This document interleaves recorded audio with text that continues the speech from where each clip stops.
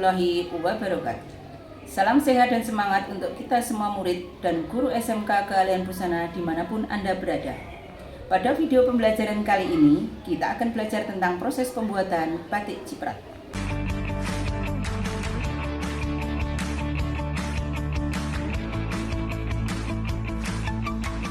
Tujuan pembelajaran kali ini adalah murid mampu mengembangkan desain dan olah tekstil yang disesuaikan dengan kebutuhan industri dan kebudayaan daerah, yaitu pembuatan batik ciprat.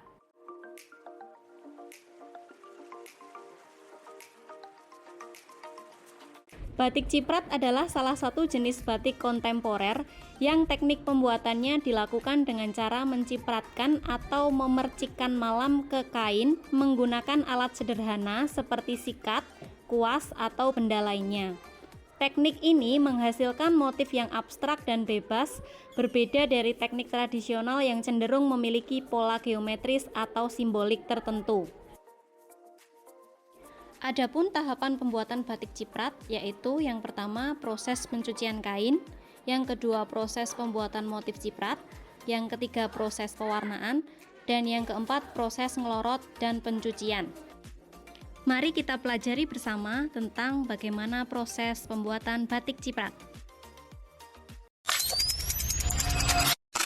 Sebelum memulai membuat batik ciprat, ada satu langkah penting yang tidak boleh kita lewatkan, yaitu pencucian kain mori. Tahapan pencucian kain mori ini menjadi dasar agar hasil batik kita nantinya bisa menyerap warna dengan lebih baik. Adapun alat dan bahan yang kita butuhkan untuk pencucian kain mori antara lain ember atau wadah yang besar, air bersih secukupnya, deterjen lembut atau TRO, dan tentu saja kain mori yang akan digunakan. Sebelum kita mulai mencuci kain mori, penting sekali untuk memperhatikan keselamatan kerja.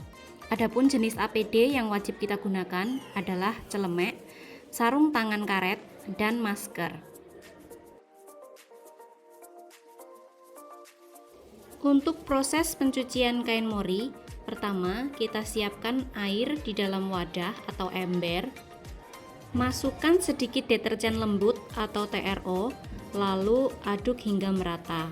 Selanjutnya, masukkan kain mori dan rendam selama kurang lebih 15 hingga 30 menit. Setelah itu, kucek atau gosok kain dengan lembut agar kotoran dan sisa kanji benar-benar terangkat. Bilas kain menggunakan air bersih hingga tidak ada busa yang tersisa. Terakhir, jemur kain di tempat yang teduh sampai benar-benar kering agar serat kain tetap kuat dan tidak rusak. Proses kedua adalah membuat motif dengan menggunakan malam. Alat dan bahan yang digunakan untuk membuat motif yaitu kain mori yang sudah dicuci bersih dan kering, kompor dan wajan kecil untuk memanaskan malam, malam batik, kuas, spons, dan canting.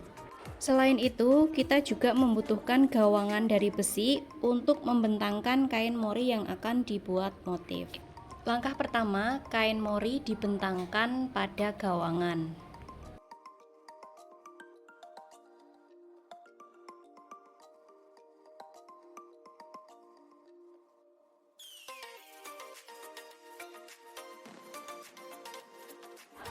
Selanjutnya, panaskan malam hingga mencair sempurna. Celupkan kuas ke dalam malam cair, lalu cipratkan ke permukaan kain dengan gerakan tangan yang bebas dan bervariasi. Kalian bisa mengatur jarak dan arah cipratan untuk menciptakan pola yang menarik. Jika ingin hasil yang lebih artistik, kombinasikan beberapa ukuran alat ciprat untuk menghasilkan percikan besar dan kecil secara bersamaan. Teknik ini tidak hanya melatih keterampilan tangan, tetapi juga mengasah kreativitas dan keberanian bereksperimen dalam berkarya seni. Perlu kalian ingat bahwa tidak ada cipratan yang salah. Setiap karya mempunyai keunikan dan keindahan tersendiri. Biarkan kain hingga malam mengeras dan menempel kuat pada serat kain. Setelah itu, kain siap untuk masuk ke proses pewarnaan.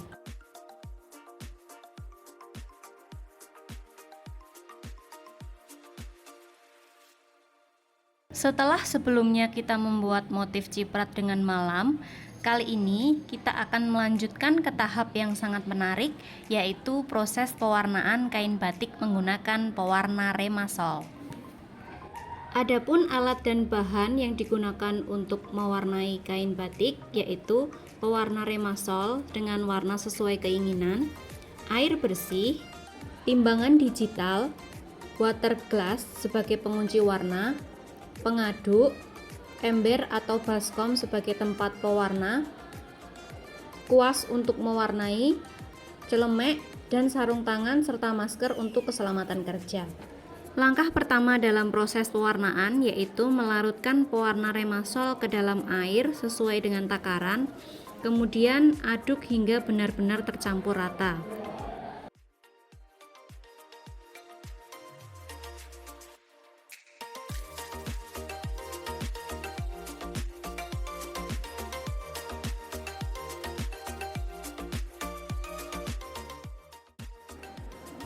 Tambahkan sedikit water glass ke dalam larutan pewarna.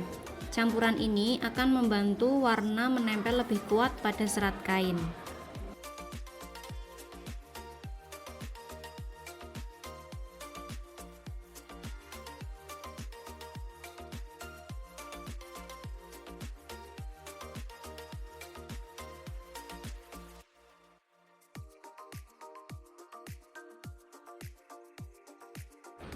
Langkah selanjutnya, warnai kain yang sudah diciprat malam dengan menggunakan kuas.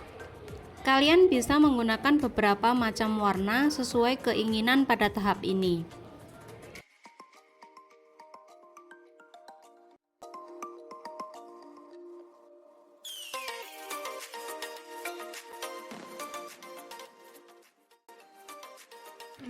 Setelah pewarnaan pertama dirasa cukup, kita bisa melanjutkan proses pembuatan motif dengan menggunakan malam. Pada tahap ini, kita bisa menggunakan spons, kuas, maupun canting untuk membuat motif di atas kain yang sudah diberi warna.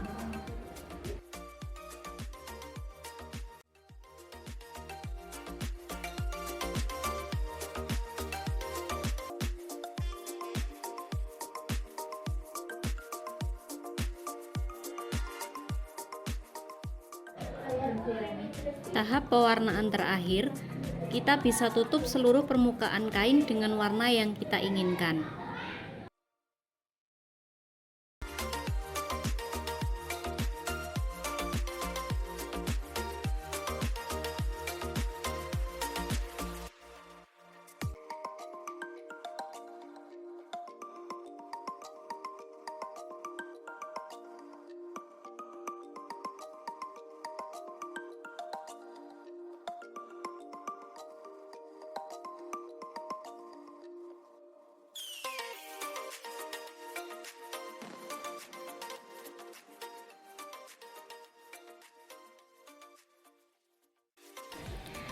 Sekarang kita sudah sampai pada tahap akhir pembuatan batik ciprat, yaitu proses ngelorot.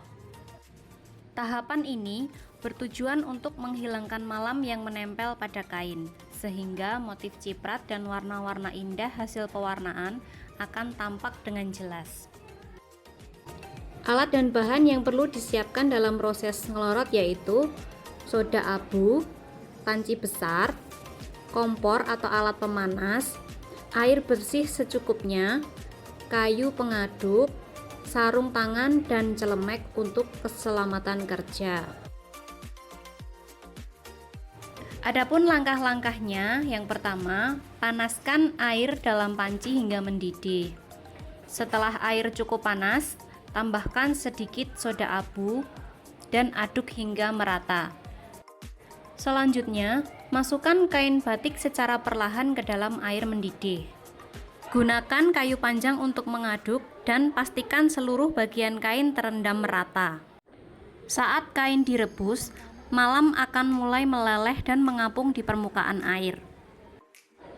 Jika malam sudah tampak terangkat seluruhnya, angkat kain dan bilas dengan menggunakan air bersih.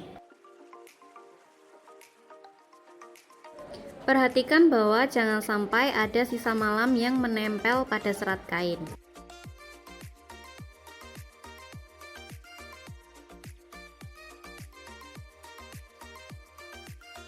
Agar akhir, jemur kain di tempat yang teduh hingga benar-benar kering. Setelah kering, kain batik ciprat sudah siap digunakan atau dijahit menjadi produk fashion. Itulah tadi proses pembuatan batik ciprat. Dari tahap persiapan kain, pencipratan malam, pewarnaan dengan remasol, hingga ngelorot, semuanya membutuhkan ketelitian, kesabaran, dan semangat berkarya. Ingat, setiap cipratan warna dan pola yang kalian buat adalah ekspresi seni yang unik dan personal. Teruslah berlatih dan berkreasi dengan teknik batik lainnya agar kemampuan kalian semakin berkembang.